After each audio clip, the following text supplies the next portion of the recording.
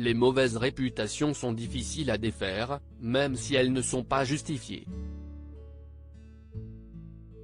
Ce n'est pas Agathe Le Caron qui dira le contraire. Devenue un visage emblématique de France Télévisions ces dernières années, on la retrouve dans la maison des maternelles, MasterChef, bel et bien.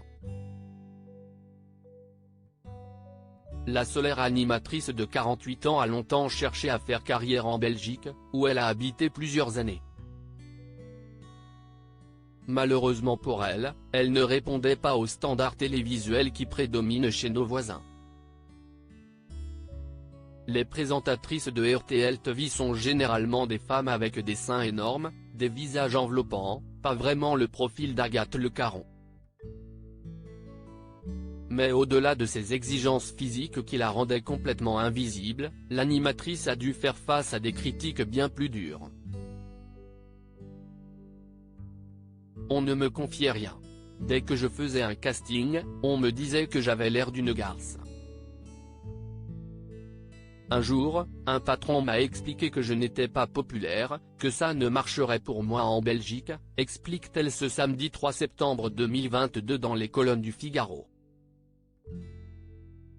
Sentant que les portes resteront à jamais fermées pour elle en Belgique, Agathe Le Caron est rentrée en France en 2008, alors qu'elle avait 34 ans. Un choix qui s'est finalement avéré bénéfique.